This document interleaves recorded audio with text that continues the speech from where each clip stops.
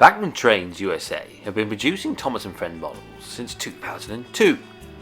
In 2015, they ventured into an unexpected but welcome move of narrow gauge. First on the scene was Scarloey, shortly followed by Renius and Rusty. And it wasn't just Thomas fans who rejoiced at such models.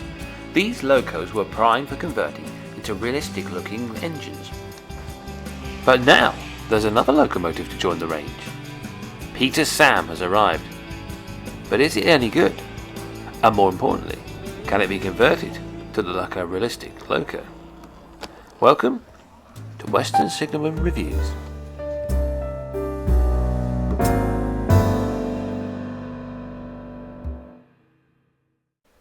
Peter Sam was first introduced to the world in 1955 in the Railway Series book Four Little Engines, based on the Talcott Railway's Edward Thomas, who was a Kerr Stuart Tattoo class locomotive built for the Corris Railway in 1921. In October 1995, he finally appeared on the small screen under his original name Stuart in the episode Grandpuff in Thomas the Tank Engine. And this is the basis for the model. So how does it fare? So here is the model, unboxed. I'm not going to do an unboxing. I think you all know how to open a box.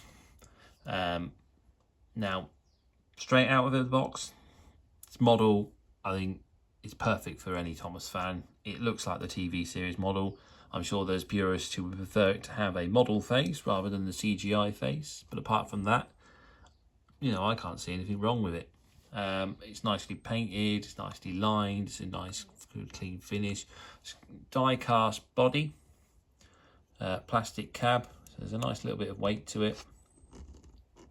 Right wheel configuration, even if you look at the wheels of the real locomotive, that's all correct, even like the braking gear here, and all that, all this pipework down here, that's all correct, even the sandbox there. This pipework, similar, not quite accurate, but not too far off. He's obviously got the diesel injector funnel, which he got after his accident with the slate trucks. And just turning in the back, we've got a little tail lamp on the top there. So that is the model. I think it's very nice. Now, one thing you might notice is in the cab, we've got a little green hill in there. And I noticed this when I first got the model, when it arrived in the post. I opened it up, had a look, and I went, well, what on earth is this in here? Why is this here? Because it is a bit of an eyesore. I mean, to have that nice open cab, and then you've got that in there. So I did wonder if it was actually connected to these pony truck wheels, which it is. They don't freely turn, which means that they're geared, so they're part of the gearing. Now, if you open up the instructions, you will see, I'll tip that back on its side, that this wheel is geared, and this wheel is geared, and this one is actually the free turning wheel, which is curious. As you can see, the only reason it doesn't turn is because the coupling rod is connected to the geared wheel here. So this is geared, this is not. See, there's no dent here. And that's how they've done the setup. So I don't know if in the design process they've tried to get these two wheels to be the motion and they just haven't got enough power and it hasn't worked, and it's sort of basically they've gone for what is a bogie design, and maybe that gives the Loco more traction. I don't know. Not sure what their thinking is about that. But it does lead me to think that, well, if you've got this in the cab, why did you leave the cab open? Most of the Thomas HO models, the cab's closed off. And in that case, you could have probably had the motor in there, which probably means that you could have had free space here to maybe not have this slab side. But I'll talk about that later.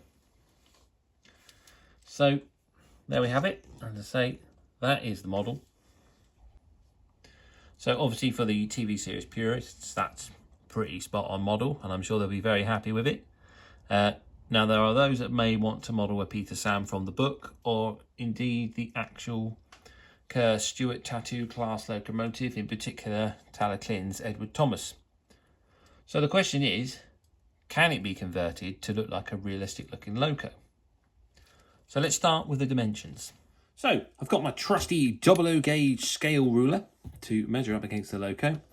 Now, Wikipedia, the source of everything, says that Edward Thomas is 16 feet 8 inches long. So if I get the ruler and measure from buffer shank to buffer shank, it is just about 16 feet. So we're probably talking maybe a mil or two shorter than the actual Loco. So dimension wise, it's not too bad.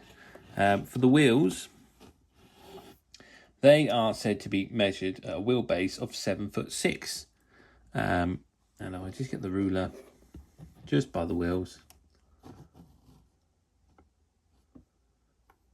you see that?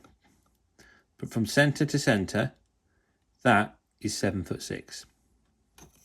So the wheelbase is spot on. So far, so good for converting this Loco to a real model. But there is one glaringly obviously fault that might be a sticking point for those purists. Now, I'm not talking about this horrendous mountain inside the cab, because that could be disguised with some crew.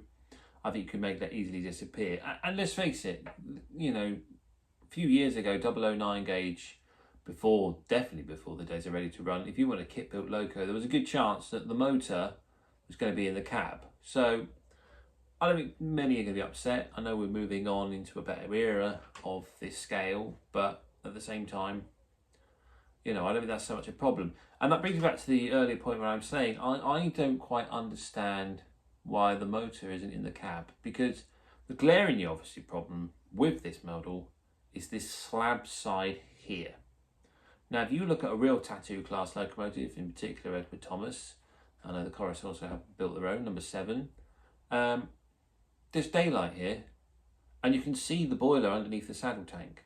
Now, asking the manufacturers to produce a 009 scale locomotive with daylight above the driving wheels is a big ask, and probably too big.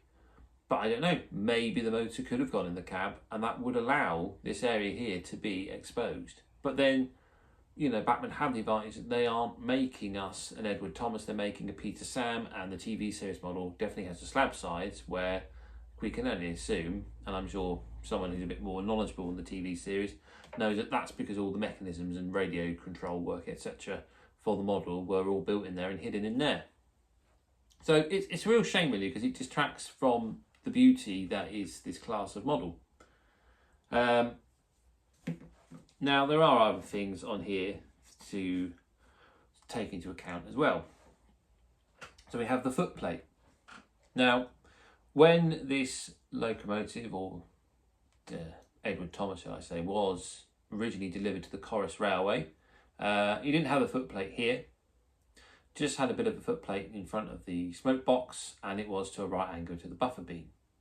Now, at some point, after coming to the Talaklin, a footplate was built, but it's a stepped footplate, so this is wrong for that model. Now, if you were modelling a different type of tattoo class, like I say, maybe Chorus number 7, that doesn't have a footplate there, so you might be able to get over it by just removing that, because that is plastic, so I don't think that's going to take too much effort to modify.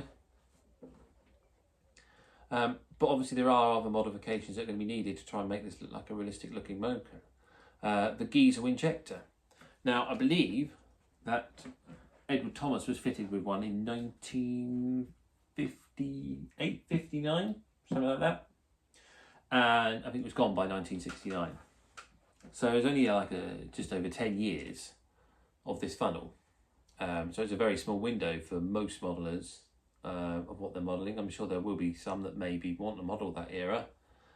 So that's going to have to go and be replaced by a standard funnel.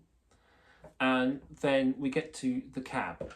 Now, again, it seems to be a mismatch of eras here, because this cab has been modelled with the flat back, and I think with a lot of the models from Thomas, they are based on the drawings in the books. and it's possible that, you know, they've just looked at the model and they've done this, put this on. But I think they may have used the dimensions and photos of the real life Locos as well, and that's how we resulted in the wrong hatch on the back of the cab. So when Edward Thomas, or you know, Corus's number 4 as it became, was delivered, it was a circle hatch in the back, and I'm not quite sure when the cab was rebuilt, but it definitely got extended. So an extended cab on the back, and then these square doors were put on. I can't see any evidence of the square doors being done before the cab was modified with the extension. So that is something else to consider, because it's wrong either way you want it. You know, either the hatch is wrong or the shape of the cab is wrong. So that's another problem. And that's it really, model wise. You know, if you want to make it into a realistic Loco, those are the things you're going to have to consider. It's not a bad Loco, it's a very nice Loco. In fact, let's have a look and see how well it runs. Right then, here he is on the layout. I'll just give him a nice little gentle start first. And you can see some really nice slow running with him. There's not a lot of noise either. I think the noise is for like Scarloey. There's I think that was Bachmann's first Loco. Renius runs quite quietly, but this is very smooth. I mean, the majority of the noise is just coming from my baseboard.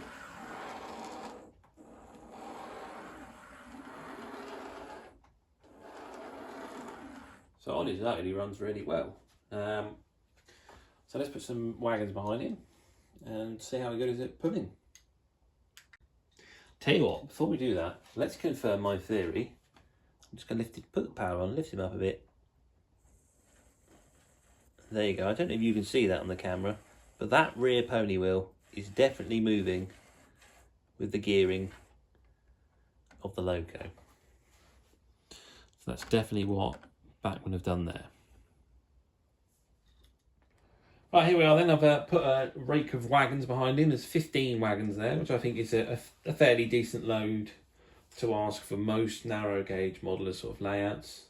You don't see many with too many wagons on. I'm sure they can quite capable of larger trains.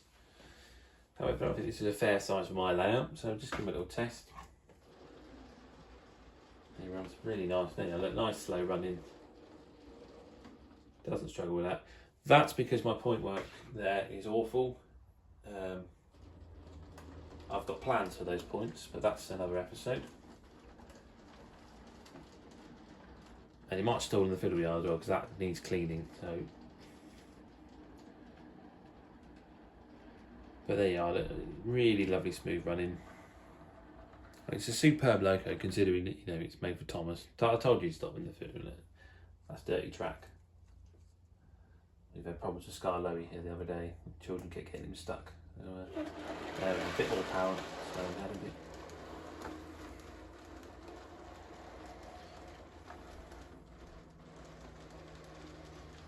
So all in all, runs superbly. Really nice Loco, really lovely Loco.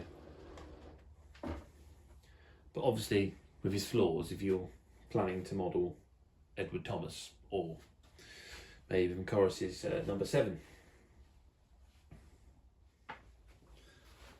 So we are. Let's just give you a few running shots if we can go around the layout.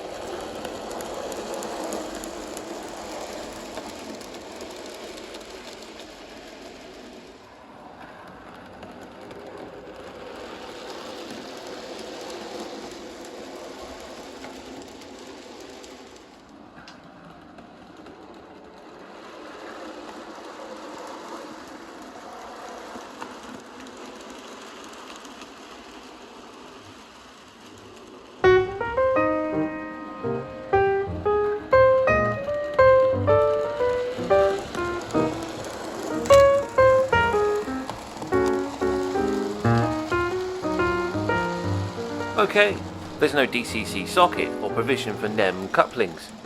If you're a fan of the TV series, then this is just right for you. If you prefer the books, you could just repaint and accept the details are not quite correct. But for a representation of a tattoo class, this model is going to need some work. Don't get me wrong, I think it is a nice model. And it's good value too. After conversion from the dollar, it comes in at £107. But if you are going to get one, for the purpose of a realistic Loco, then the key word here is compromise.